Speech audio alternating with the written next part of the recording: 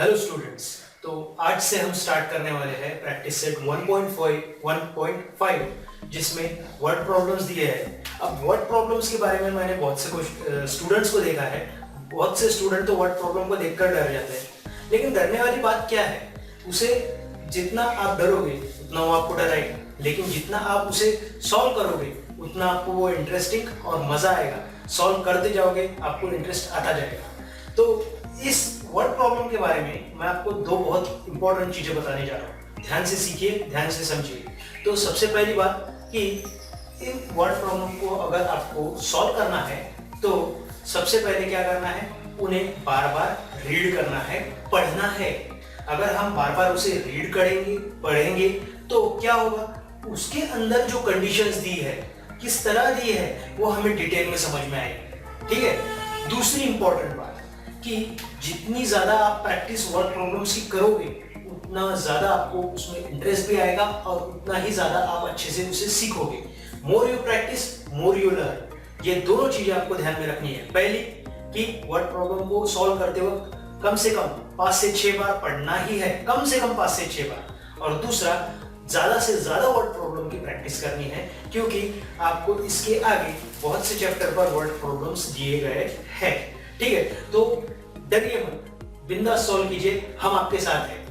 तो यहाँ पर आज हम इस प्रैक्टिस सेट 1.5 में से क्वेश्चन नंबर 3 लेने वाले हैं कि जो फादर और सन की एज पर दिया हुआ है।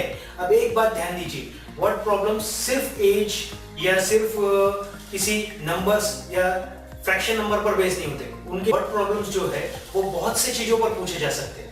पहला जैसे ये एजेस है, उसके बाद इसके बाद का जो क्वेश्चन है वो फ्रैक्शन नंबर पर है।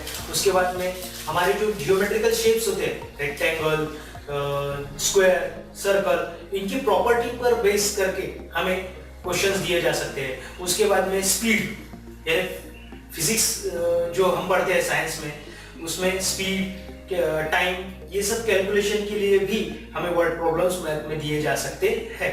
ऐसे बहुत सी चीजें हैं जिस पर हमें वर्ड प्रॉब्लम पूछे जा सकते हैं। उसमें से सबसे ज्यादा पूछे जाने वाले जो क्वेश्चन है वो एज पर बेस है। अगर इजी लेवल का क्वेश्चन पूछना है तो वो एज पर पूछा जाएगा। डिफिकल्ट लेवल का पूछना है तो वो टाइम, स्पीड, इनकी कैलकुलेशन पे, व्हीकल की स्पीड और टाइम कैलकुलेशन पूछा जाएगा। ठीक है। तो इस क्वेश्चन को किस तरह सॉल्व करना है, ध्यान से सीखिए, ध्यान से समझिए। तो यहाँ पर मैं स्टार्ट करता हूँ सॉल्यूशन। तो सबसे पहले यहाँ पर दो व्यक्ति हमें दिए, पहला फादर और दूसरा सन। तो इनकी एजेस को, इनकी एज तो हमें पता नहीं है कितने साल के हैं, तो उनके नंबर्स भी हम रख नहीं सकते। तो उनके लिए हम यूज करेंगे वेरिएबल्स। फादर की एज के लिए हम यूज करेंगे x, let the father's age be x years and the son's age be y years। तो यहाँ पर जो हमने वेरिएबल्स लिए हैं वो फादर की एज के लिए x और सन की एज के लिए y। तो फर्स्ट कंडीशन अब हम पढ़ेंगे। ठीक है। The sum of father's age and twice the age of his son is 70, यानी कि फादर की एक्चुअल एज और सन की एज का डबल किया जाए। क्या किया जाए? डबल, ट्वाइस यानी डबल। तो उनकी एडिशन आएगी 70। तो यहां पर हम इसे इस तरह लिखेंगे, so therefore according to first condition, अब फर्स्ट कंडीशन में फादर की एक्चुअल एज यानी x एज इट इज लेना है, प्लस सन की एज का हमें ट्वाइस करना है। ट्वाइस यानी डबल, यानी 2 into y यानी twice y equals to addition आएगी दोनों की 70। तो ये हो चुका है हमारा फर्स्ट इक्वेशन तैयार। इसी तरह अब हम सेकंड इक्वेशन तैयार करेंगे सेकंड कंडीशन से। तो सेकंड कंडीशन है हमारे पास में, देखिए, if we double the age of the father, यानी फादर की एज का डबल किया जाए, and add it to the age of his son, और उसको ऐड किया जाए सन की एज में, द सम इज 95, तो उनकी टोटल आएगी 95। तो यहां पर उस कंडीशन को भी हम लिखेंगे according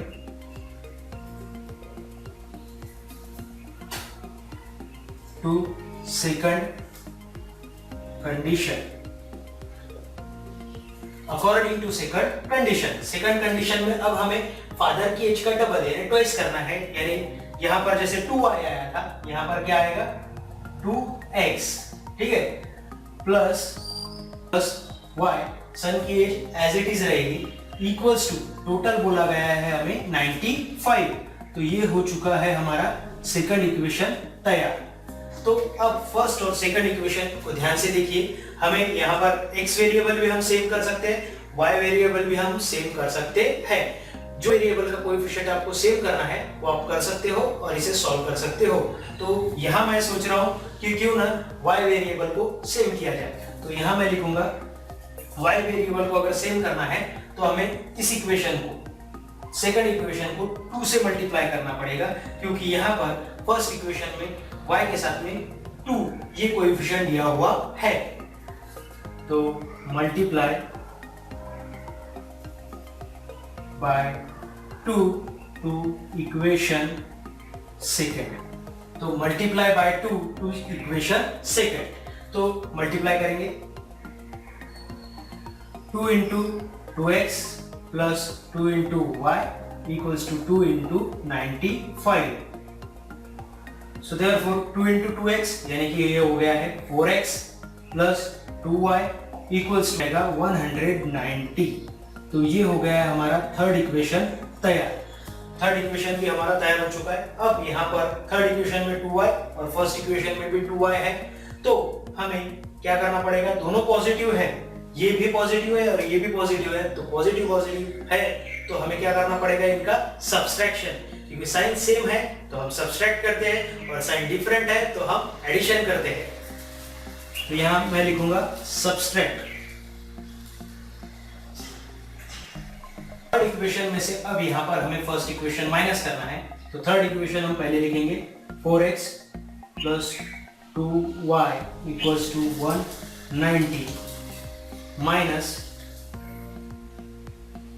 x plus 2y equals to 7 करना है। तो हम क्या करते हैं, जो नीचे दिया हुआ लिखा हुआ इक्वेशन होता है उसके साइन चेंज करते हैं, अपोजिट करते हैं। ये पॉजिटिव x है तो ये नेगेटिव हो जाएगा, ये पॉजिटिव 2y है तो ये नेगेटिव हो जाएगा, ये पॉजिटिव 70 है तो ये भी नेगेटिव।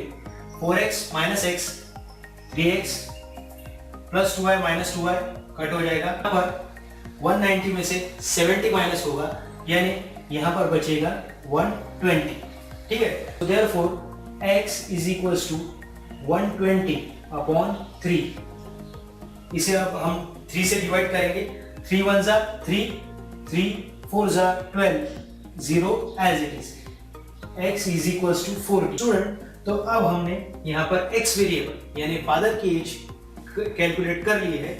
अब हमें इसका यूज करके सन की एज कैलकुलेट करना है, यानी कि y वेरिएबल की वैल्यू कैलकुलेट करनी है। तो उसके लिए हमारे पास में टोटल 3 इक्वेशन है, फर्स्ट, सेकंड और थर्ड, ऐसे 3 इक्वेशन है। तो यहाँ पर आपको जो इक्वेशन इजी लगता है उसमें आप क्या कीजिए, वैल्यू रखिए और सॉल्व कीजिए। लेकिन मेरे हिसाब से मुझे लगता है यहाँ पर y की वैल्यू कैलकुलेट करने के लिए x वैल्यू, ये सेकंड इक्वेशन सबसे इजी है। कौन सा? सेकंड। तो मैं सेकंड इक्वेशन में x की वैल्यू रखूंगा और y की वैल्यू कैलकुलेट करूंगा। तो यहाँ पर मैं लिखूंगा put x equals to 40 in equation second. So therefore second equation यहाँ पर एज इट इज लिख लीजिए, 2x plus y equals to 95. So therefore 2 into 40 plus y equals to 95. 40 2s are 80 plus y equals to 95. So therefore अब यहाँ पर 80 जो है वो पॉजिटिव नंबर है, जब वो राइट हैंड साइड जाएगा तो वो नेगेटिव हो जाएगा। So therefore